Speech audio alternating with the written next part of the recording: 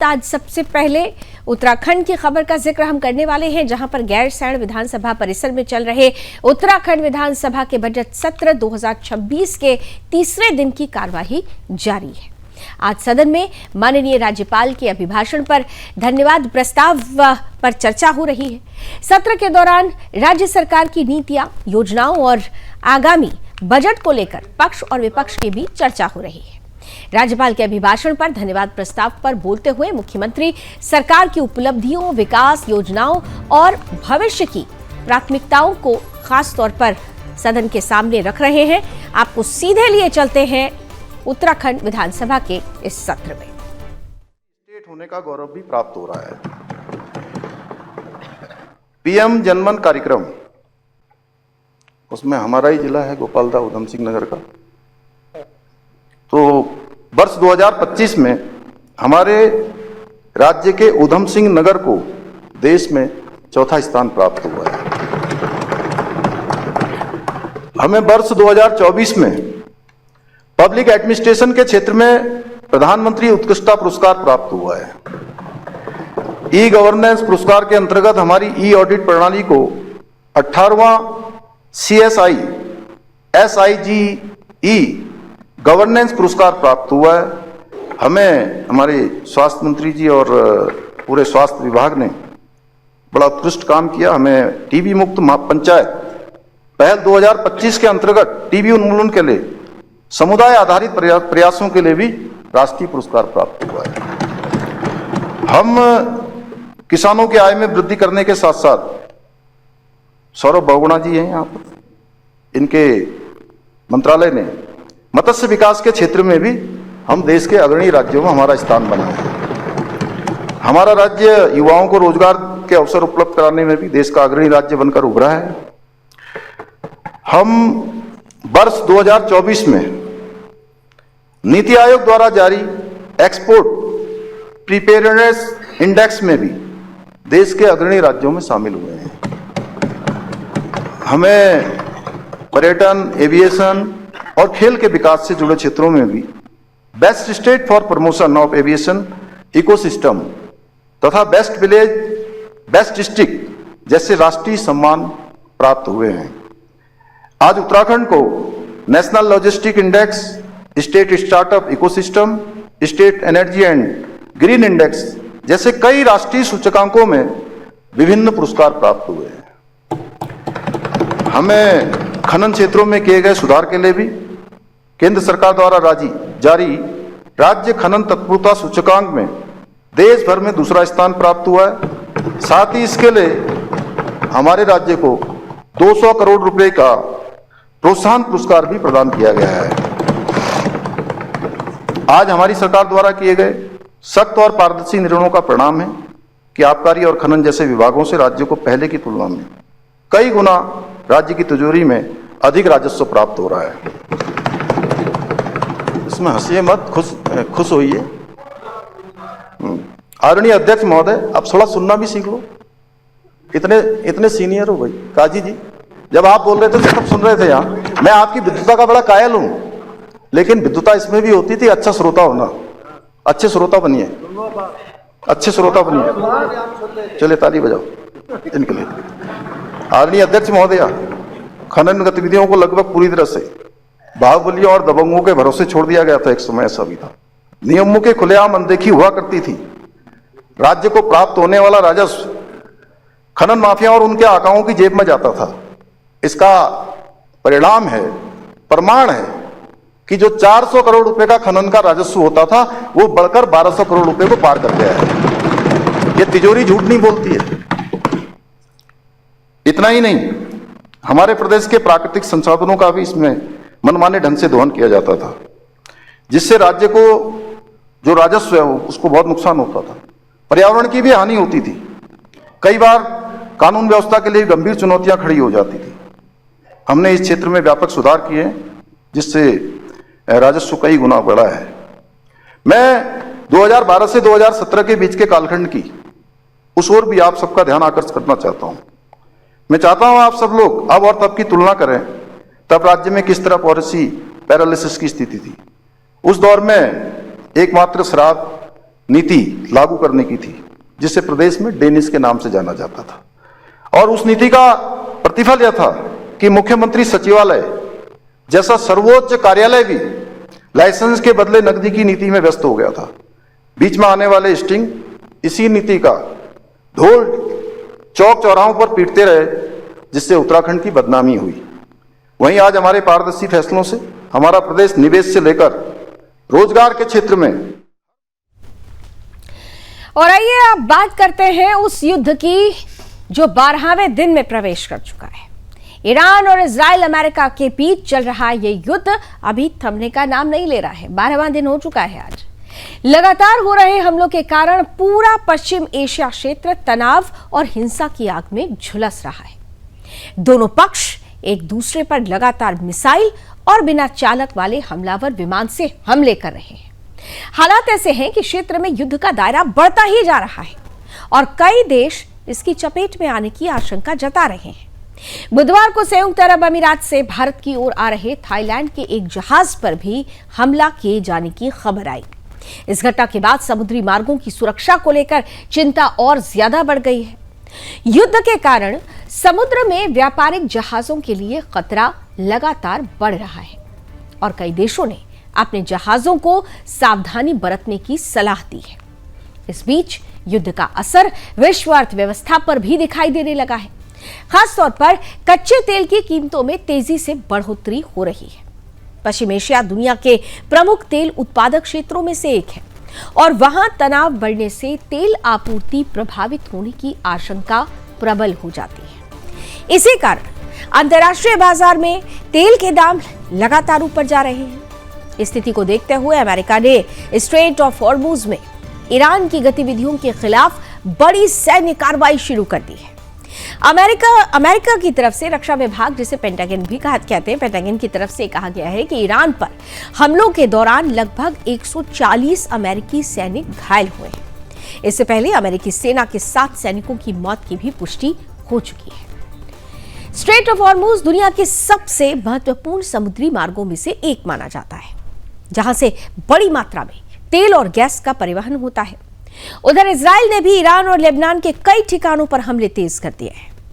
Israeli सेना का कहना है कि वो लेबनान की राजधानी बेरूत के दक्षिणी हिस्से में हिजबुल्लाह के ठिकानों और बुनियादी ढांचे को निशाना बना रही है। इजराइल का आरोप है कि हिजबुल्लाह लगातार उसके खिलाफ हमलों में शामिल है और इसलिए उसके ठिकानों को निशाना बनाया जा रहा है। इधर अगर युद्ध की बात करें तो असर देखिए केवल उन इलाकों में नहीं है, वेस्ट एशिया में ही नहीं, बल्कि सीधे सीधे कहें तो ये जो आग है वो भारत तक पहुंच चुकी है। भारत के नागरिकों पर भी इसका प्रभाव पड़ रहा है। दरअसल भारत के विदेश मंत्रालय की प्रवक्ता रणधीर जायसवाल ने बुधवार को ये जानकारी दी कि पश्चिम एशिया में जारी संघर्ष के दौरान अब तक 2 भारतीयों की मौत हो चुकी है, जबकि एक भारतीय नागरिक अभी लापता बताए जा रहे हैं। जानकारी के अनुसार ये लोग उन व्यापारिक जहाजों पर सवार थे जिन्हें समुद्र में निशाना बनाया गया। विदेश मंत्रालय के अनुसार खाड़ी क्षेत्र में कुछ अन्य भारतीय भी घायल हुए हैं। इनमें से एक व्यक्ति इजराइल में घायल हुआ है, जबकि दूसरा दुबई में घायल हुआ है। सरकार ने कहा कि सभी घायलों का इलाज कराया जा रहा है और विदेश मंत्रालय लगातार उनके परिवारों के संपर्क में है। रणधीर जायसवाल ने यह भी बताया कि ईरान में इस समय बड़ी संख्या में भारतीय नागरिक मौजूद हैं, जिनमें काफी छात्र शामिल हैं। उनके अनुसार ईरान में लगभग 9,000 भारतीय छात्र पढ़ाई कर रहे हैं। युद्ध की स्थिति को देखते हुए भारत सरकार ने वहां रह रहे अपने नागरिकों की सुरक्षा के लिए विशेष इंतजाम किए हैं। विदेश मंत्रालय ने बताया कि असुरक्षित इलाकों में रह रहे कई भारतीयों को सुरक्षित स्थानों पर पहुंचाया गया है। इसके अलावा भारतीय नागरिकों की मदद के लिए 24 घंटे काम करने वाला एक विशेष नियंत्रण कक्ष भी स्थापित किया गया है, जहां से लगातार हालात पर नजर रखी जा रही है। जरूरत पड़ने पर सहायता भी उपलब्ध कराई जा रही है। सरकार ने यह भी स्पष्ट किया है कि खाड़ी देशों में रह रहे भारतीय नागरिकों की सुरक्षा और कल्याण उसकी सर्वोच्च प्राथमिकता है। विदेश मंत्रालय लगातार संबंधित देशों की सरकारों और भारतीय दूतावास के संपर्क में है, ताकि जरूरत पड़ने पर भारतीयों को हर संभव सहायता दी जा सके।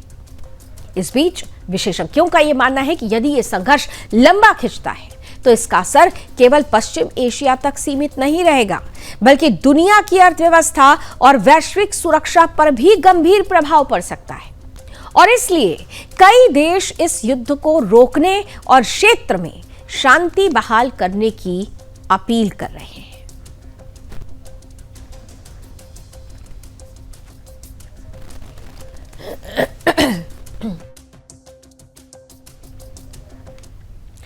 तो कुल मिलाकर युद्ध 12वें दिन में प्रवेश कर चुका है। कहीं से भी यह समझ नहीं आ रहा है कि दोनों पक्ष रुकेंगे या नहीं रुकेंगे, क्योंकि लगातार इजराइल की तरफ से अगर हमला हो रहा है तो ईरान उसका पलटवार कर रहा है, और ईरान अगर हमला कर रहा है तो इजराइल उसका पलटवार कर रहा है। कुल मिलाकर वैश्विक संकट गहराया हुआ है, लेकिन इस संकट के समय में भारत सरकार लगातार समाधान ढूंढने का प्रयास कर रही है, लेकिन दूसरी तरफ विपक्ष है जो सिर्फ और सिर्फ राजनीति कर रहा है।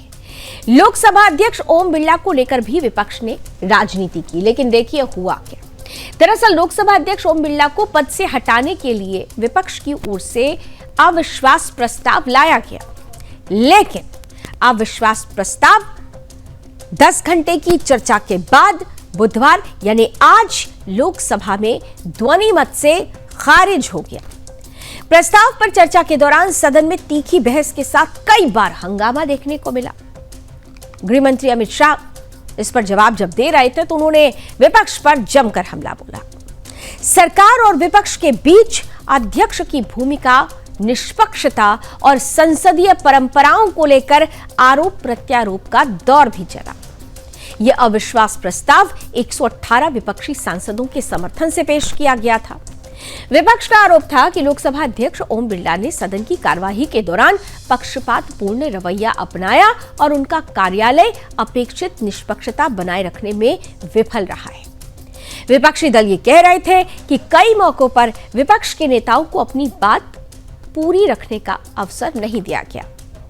सदन में इस प्रस्ताव पर बहस की अनुमति पीठासीन अधिकारी और भाजपा सांसद जगदंबिका पाल ने दी थी। बहस के लिए 10 घंटे का समय निर्धारित किया गया था। करीब 4 दशक के बाद लोकसभा अध्यक्ष के खिलाफ अविश्वास प्रस्ताव आया। जब गृह मंत्री अमित शाह इस पर जवाब दे रहे थे तो उन्होंने किस तरीके से कांग्रेस को आईना दिखाया, यह भी आपको बताएं। उन्होंने स्पष्ट रूप से कहा कि यह संसदीय राजनीति के लिए एक दुर्भाग्यपूर्ण स्थिति है। संविधान ने अध्यक्ष के पद को निष्पक्ष मध्यस्थ की भूमिका दी है और इस पद की गरिमा बनाए रखना सभी दलों की जिम्मेदारी है। बहस के दौरान लोकसभा में नेता प्रतिपक्ष राहुल गांधी ने भी अपनी बात रखी। उन्होंने आरोप लगाया कि कई बार सदन में उन्हें बोलने का मौका नहीं दिया जाता। राहुल गांधी ने कहा कि लोकसभा पूरे देश की आवाज है और ये किसी एक दल की नहीं बल्कि भारत की जनता का प्रतिनिधित्व करती है। जब भी वो किसी महत्वपूर्ण विषय पर बोलने के लिए खड़े होते हैं उन्हें रोक दिया जाता। राहुल गांधी ने कहा कि पिछली बार जब उन्होंने सदन में बात की थी तब उन्होंने प्रधानमंत्री द्वारा किए गए समझौतों को लेकर एक मूलभूत प्रश्न उठाए थे। उनके अनुसार लोकसभा के इतिहास में पहली बार ऐसा हुआ कि नेता प्रतिपक्ष को अपनी बात पूरी तरह से रखने का अवसर नहीं दिया गया। राहुल गांधी के इन्हीं आरोपों पर केंद्रीय गृह मंत्री अमित शाह ने मोर्चा संभाला, सदन में जवाब दिया। कहा कि विपक्ष की ओर से लोकसभा को बदनाम करने का प्रयास किया जा रहा है। अमित शाह ने कहा कि 18वीं लोकसभा में कांग्रेस पार्टी को कुल 157 घंटे 55 मिनट बोलने का अवसर मिला और यह तय करना विपक्ष का काम है कि उनकी ओर से कौन बोलेगा। उन्होंने राहुल गांधी से सवाल करते हुए पूछा कि जब बोलने का अवसर आता है तो कई बार विपक्ष के नेता सदन में मौजूद नहीं रहते। अमित शाह ने कहा कि यह कहना गलत है कि अध्यक्ष ने उन्हें बोलने से रोका। उनके अनुसार लोकसभा में बहस के विषय तय होते हैं और किसी की पत्रकार वार्ता पर चर्चा नहीं की जा सकती है। अमित शाह ने कहा कि राहुल गांधी चाहते हैं कि उनकी पत्रकार वार्ता पर सदन में बहस हो जाए, जबकि संसदीय परंपरा में ऐसा कभी नहीं हुआ। उन्होंने कहा कि कांग्रेस के कई बड़े नेताओं की भी पत्रकार वार्ताओं पर संसद में कभी चर्चा नहीं हुई। संसद परिसर के बाहर भाजपा सांसद अनुराग ठाकुर ने भी विपक्ष पर निशाना साधा। कहा कि राहुल गांधी के पास सदन में बोलने का पूरा अवसर था, लेकिन उनके पास तथ्य और तर्क नहीं थे। अनुराग ठाकुर ने आरोप लगाया कि विपक्ष के कुछ सांसद सदन की गरिमा का उल्लंघन करते हैं, मेज पर खड़े होकर नारेबाजी करते हैं और कागज फाड़कर अध्यक्ष की ओर फेंक देते हैं। उन्होंने कहा कि ऐसे आचरण पर नियमों के अनुसार कार्रवाई होनी चाहिए। इस तरह तीखी बहस और हंगामे के बीच लोकसभा में अध्यक्ष के खिलाफ लाया गया अविश्वास प्रस्ताव ध्वनि मत से खारिज हो गया, क्योंकि नंबर सत्ता पक्ष के पास ज्यादा थे। हालांकि इस घटनाक्रम ने संसद के भीतर सरकार और विपक्ष के बीच राजनीतिक टकराव को जन्म जरूर दिया, लेकिन इतना तो तय था कि जिस तरीके से सदन की गरिमा और सदन के उच्च पद पर आसीन लोगों की गरिमा को बरकरार रखने की बात रही, तो स्पष्ट रूप से अमित शाह ने यह कह दिया कि किसी भी हाल में जो स्पीकर का पद होता है उसकी निष्ठा पर संदेह नहीं किया जाना चाहिए, और जिस तरीके का आचरण विपक्ष दिखाता है वो साफ तौर पर सिर्फ और सिर्फ राजनीति से प्रेरित होता है।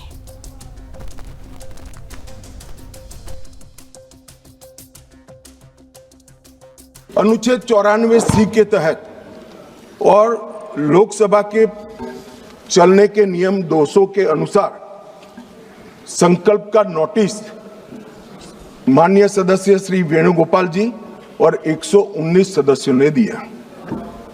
अब शायद वो आधे अधूरे मन से ही लाए होंगे प्रस्ताव। पूरे देश को, दुनिया को मालूम है कि इशू का 2026वां वर्ष चल रहा है। उन्होंने अंदर तिथि में 2025 लिखी है। उन्होंने ऐसा सोचा कि इससे स्पीकर साहब रिजेक्ट कर सकते हैं। उन्होंने संकल्प ही संलग्न नहीं किया। जो संकल्प होता है वो संलग्न करता है, मगर भूल गए, वो कॉपी संलग्न नहीं की। उनको लगा कि स्पीकर साहब इसके कारण रिजेक्ट कर देंगे, और जब ये इनके ध्यान पर ला दिया गया तो उन्होंने नोटिस वापस ले लिया और दूसरा नोटिस आ गया। अब दूसरे नोटिस की बात करता हूं। दूसरे नोटिस में एकमात्र सी गौरव गोगोई के एक्चुअल हस्ताक्षर से बाकी सारे जेरोक्स थे। ये नियमों अनुसार रिजेक्ट होने का मामला है और फोटोकॉपी नहीं चलती है। सदन के सदस्य ने एक्चुअल हस्ताक्षर वाला नोटिस देना होता है। साहब चलो मान लो एक्स्ट्राऑर्डिनरी सर्कमस्टेंसेस है, वो विपक्ष के सदस्य स्पीकर साहब के सामने अविश्वास की प्रस्ताव लाना चाहते हैं, मगर इतनी गंभीरता नहीं है कि नियमों के अनुसार लाए, नियमों के अनुसार लाए। माननीय ये नियम पढ़ते ही नहीं है। कोई पार्टी के नियम से सदन नहीं चलेगा, इस लोकसभा के नियमों से ही ये सदन चलेगा। हमारा जो स्पिरिट है और जो इस सदन का एक प्रकार से इतिहास भी है, सदन आपसी विश्वास से चलता है। पक्ष और विपक्ष दोनों के लिए सदन के स्पीकर जो होते हैं वो कस्टोडियन होते हैं, मगर उनको लोकसभा कैसे चलानी, इसीलिए इसी लोकसभा ने कुछ नियम बनाए। हम हमारे अधिकार के लिए बात कर सकते हैं, हम भी कर सकते हैं, विपक्ष के मित्र भी कर सकते हैं, मगर ये सदन कोई मेला नहीं है। सदन के अंदर सदन के चलाने के नियमों के अनुसार खड़ा होकर बोलना पड़ता है। मानिए जो सदन के नियम परमिट नहीं करते हैं उस हिसाब से बोलने का किसी को अधिकार नहीं है, कोई भी हो इसको अधिकार नहीं है। जब आप सदन के नियमों को, लोकसभा को चलाने के नियमों को नजरअंदाज करोगे तो स्पीकर का पवित्र दायित्व है कि कोई भी सदस्य हो इसको रोके, टोके और निकाल कर बाहर करे। मानिए और ये जो अधिकार है वो कोई ये कह रहे हैं कि भाजपा आई तो ये होगा, एनडीए आया तो ये होगा। हमारे समय में नियम नहीं बने भाई, ये नियम नेहरू जी के समय से चले आते हैं। हमारी पार्टी की राजनीतिक यात्रा के जीवन में हम तो ज्यादातर वही बैठे हैं। बहुत कम समय है कि हम यहां बैठे, ज्यादातर तो कांग्रेस पार्टी और उनके साथी ही बैठे। हम भी विपक्ष में रहे, मगर 3 बार लोकसभा के स्पीकर पर अविश्वास का प्रस्ताव आया। भारतीय जनता पार्टी और एनडीए कभी विपक्ष के में रहते हुए लोकसभा स्पीकर पर अविश्वास का प्रस्ताव नहीं लाई। हमने रचनात्मक विरोध पक्ष के रूप में काम किया है। मान्य, हमने स्पीकर की पद को गरिमा को संरक्षण करने का काम किया है और स्पीकर से हमारे कानूनी अधिकार, संवैधानिक अधिकारों के लिए संरक्षण की मांग भी करी है। हम कभी भी स्पीकर के सामने अविश्वास का प्रस्ताव लेकर नहीं आए। मान्यवर, विपक्ष के नेताजी का ग्रीवेंसेस है कि मुझे बोलने नहीं दिया जाता, विपक्ष के नेता की आवाज दबा देते। अब मान्यवर, मैं उनको पूछना चाहता हूं, कांग्रेस पार्टी में 157 घंटा 55 मिनट बोला गया, वो कौन बोलेगा, वो तय कौन करेगा? स्पीकर करेंगे क्या? नहीं, वो तय आपको करना है, विपक्ष के नेता ने करना है। मगर बोलने का मौका आता है तब जर्मनी होते हैं, इंग्लैंड होते हैं मान्यवर, और फिर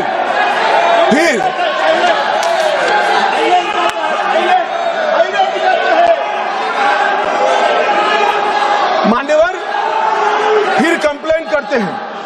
18वीं लोकसभा में मान्यवर 18वीं लोकसभा में 157 घंटे और 55 मिनट कांग्रेस पार्टी के सदस्य बोले। मैं आपके माध्यम से विपक्ष के नेता को पूछना चाहता हूं, आप कितना बोले? क्यों नहीं बोले? कौन से स्पीकर ने रोका था आपको? कोई नहीं रोक सकता। एक गलत प्रचार किया जा रहा है लोकसभा को बदनाम करने के। कुल मिलाकर जोरदार हंगामा देखने को मिला, लेकिन आखिरकार विपक्ष की जो चाहत थी वो पूरी नहीं हो पाई, मंशा पूरी नहीं हो पाई और आखिरकार ध्वनि मत से यह विश्वास प्रस्ताव गिर गया। एक तरफ विपक्ष राजनीति कर रहा था तो दूसरी तरफ देखिए प्रधानमंत्री नरेंद्र मोदी क्या कर रहे थे। प्रधानमंत्री नरेंद्र मोदी बुधवार को केरल को कई बड़ी विकास परियोजनाओं की सौगात दे रहे थे। उन्होंने कोच्चि और एर्नाकुलम में आयोजित कार्यक्रमों में हिस्सा लेकर हजारों करोड़ रुपए की परियोजनाओं का लोकार्पण और शिलान्यास किया। प्रधानमंत्री के इस दौरे को 2026 के केरल विधानसभा चुनाव से पहले राजनीतिक और विकास के लिहाज से काफी महत्वपूर्ण माना जा रहा है। कोच्चि में आयोजित कार्यक्रम के दौरान प्रधानमंत्री मोदी ने पलक्कड़ और पोलाची, पलक्कड़ जो केरल में है और पोलाची तमिलनाडु के बीच शुरू होने वाली नई ट्रेन सेवा को वर्चुअली हरी झंडी दिखाकर रवाना किया। इस ट्रेन सेवा से दोनों राज्यों के बीच संपर्क और अधिक मजबूत होने की उम्मीद जताई जा रही है। इससे यात्रियों के साथ साथ व्यापार और पर्यटन को भी बढ़ावा मिलने की संभावना है। प्रधानमंत्री ने इस दौरान अखिल केरल धीवर सभा के स्वर्ण जयंती समारोह में भी हिस्सा लिया और संगठन के कार्यों की सराहना भी की। उन्होंने कहा कि समाज के विभिन्न वर्गों को आगे बढ़ाने और उन्हें मुख्य धारा से जोड़ने में ऐसे संगठनों की महत्वपूर्ण भूमिका होती है। अपने संबोधन में प्रधानमंत्री मोदी ने लगभग 11,000 करोड़ रुपए की विभिन्न विकास परियोजनाओं का लोकार्पण और शिलान्यास किया। इन परियोजनाओं में रेलवे, ऊर्जा, बुनियादी ढांचे और औद्योगिक विकास से जुड़ी कई योजनाएं शामिल हैं। उन्होंने कहा कि इन परियोजनाओं के पूरा होने से केरल के विकास को नई गति मिलेगी और रोजगार के नए अवसर भी पैदा होंगे। प्रधानमंत्री ने कोच्चि रिफाइनरी में करीब 5,500 करोड़ रुपए की लागत से बनने वाली पॉलीप्रोपलाइन इकाई की आधारशिला भी रखी। इस परियोजना को पेट्रोकेमिकल क्षेत्र के लिए बेहद महत्वपूर्ण माना जा रहा है। सरकार का मानना है कि इस इकाई के शुरू होने से स्थानीय उद्योगों को कच्चे माल की बेहतर उपलब्धता मिलेगी और क्षेत्र में औद्योगिक विकास को गति मिलेगी।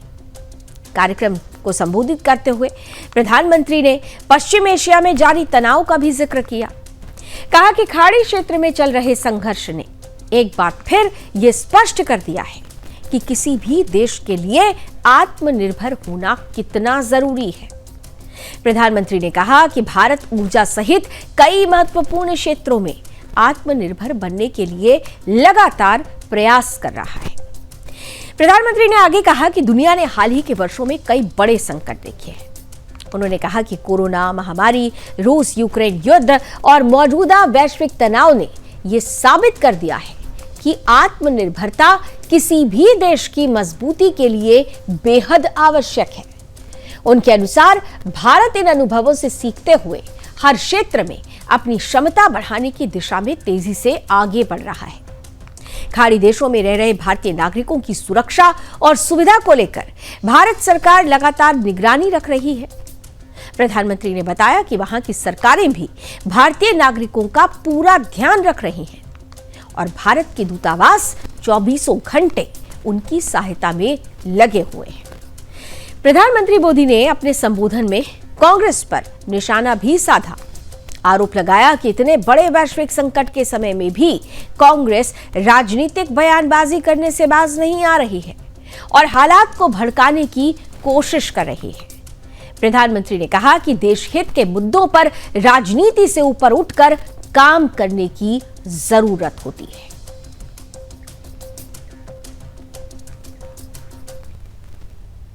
तो लगातार प्रधानमंत्री योजनाओं की सौगात दे रहे हैं, लेकिन विपक्ष इस पर जमकर राजनीति कर रहा है। प्रधानमंत्री केरल के दौरे पर रहे, कई विकास परियोजनाओं को गति देने के साथ साथ उन्होंने राजनीतिक दृष्टि से भी बड़ी महत्वपूर्ण बातें कही। विपक्ष को भी घेरा, क्या कुछ कहा गया उनकी तरफ से, आइए आपके सामने रखते हैं। वेस्ट एशिया में जो कुछ हो रहा है उससे आप सभी का चिंतित होना बहुत स्वाभाविक। हमारे लाखों भाई बहन वहां काम करते हैं, लेकिन साथियों आपको याद रखना है, आज देश में बीजेपी एनडीए की सरकार है। जब भी हमारा कोई देशवासी संकट में पड़ा, हमने उसे सुरक्षित बचाने के लिए पूरी ताकत लगा दी। इराक में फंसी नर्सों को बचाने की बात हो या यमन के आतंकवादियों के चंगुल से फादर टॉम को आजाद कराने का काम, आज का भारत अपने नागरिकों को संकट में अकेला नहीं छोड़ता। फादर एलेक्सिस प्रेम कुमार को भी हम अफगानिस्तान से सुरक्षित वापस लाए। आज भी हमारा प्रयास है कि युद्ध के हालत में फंसे भारतीयों को सुरक्षा मिले, हर संभव सुविधा मिले। कि गल्फ के हमारे सभी मित्र देशों की सरकारें भी हमारे देश के नागरिकों का पूरा ध्यान रख रही है। मैं उन सभी सरकारों का भी आभारी हूं। वहां हर देश पे जो हमारी एम्बेसीज है, हमारे मिशन है, वे 24/7 उनकी मदद कर रहे हैं। किसी को भी खाना पीना चाहिए, मेडिकल हेल्प चाहिए, रहने के लिए हेल्प चाहिए, कानूनी सहायता चाहिए, ये सब सुनिश्चित किया जा रहा है। लेकिन साथियों, ये बहुत बड़ा दुर्भाग्य है कि कांग्रेस पार्टी इतने बड़े वैश्विक संकट में भी राजनीति ढूंढ रही है। कांग्रेस पार्टी जानबूझकर उकसाने वाले बयान दे रही है, गैर जिम्मेवार बयान दे रही है, ताकि स्थितियां बिगड़ जाएं, हमारे लोग वहां संकट में फंस जाएं और फिर ये लोग मिलकर मोदी को गालियां देने का, रील बनाने का अभियान शुरू कर सके। यही उनका खेल है। गल्फ में चल रहे युद्ध में हमें आत्मनिर्भरता का महत्व भी फिर से समझाया है। एनर्जी हो या फिर अन्य सेक्टर, भारत हर क्षेत्र में आत्मनिर्भर बनने का प्रयास कर रहा है। आत्मनिर्भर होना कितना जरूरी है, ये हमने कोरोना के दौर में देखा है, यूक्रेन संकट के दौरान देखा है, और वर्तमान संकट ने एक बार फिर इसे सिद्ध किया है कि आत्मनिर्भर होना कितना जरूरी है।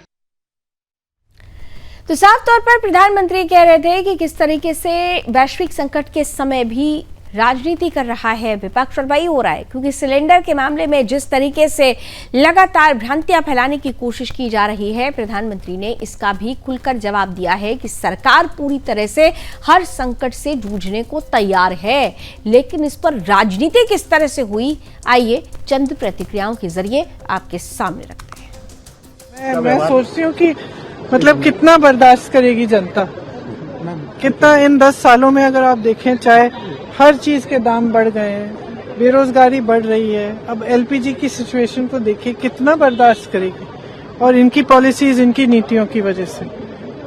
और अगर सदन में अच्छी चर्चा होती इन चीजों पे तो अच्छा होता। जहां सरकार एक तरफ टैक्स लगा रही है, वहीं सरकार महंगाई बढ़ाती चली जा रही है। आज भी जब हम लोगों ने सुबह अखबार और चीजों को देखा होगा, समझा होगा, आज ही कितनी महंगाई बढ़ा दी एलपीजी की, 60 रुपए।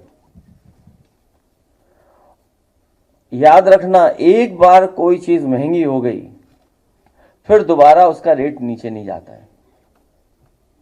और इसी भारतीय जनता पार्टी ने कई बार आश्वासन दिया है, कई बार उन्होंने, अपने नेताओं ने उनके समय समय पर अलग तरीके से ये बात कही कि कुछ परिस्थितियों की वजह से हमें महंगाई करनी पड़ रही है, लेकिन महंगाई कम करेंगे।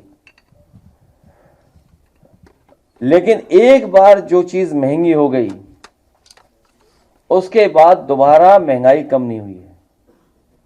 और महंगाई का कारण है मुनाफाखोरी, और महंगाई का कारण है भ्रष्टाचार। पूरे देश में एलपीजी गैस जिसे हम बोलते हैं, जो घरों में खाना बनाने के भी काम आती है, रेस्टोरेंट में, इंडस्ट्री में, तरह तरह से लोग इसका इस्तेमाल करते हैं, एलपीजी सिलेंडर का, गैस का। इसकी देश में भारी किल्लत हो गई है, और उसका कारण है कि पूरे देश में जितनी डेली प्रोडक्शन होती है उसकी 50% प्रोडक्शन कम हो रही है, 50% प्रोडक्शन कम हो रही है। ये कैसे, मैं आपको थोड़ा समझाता हूँ।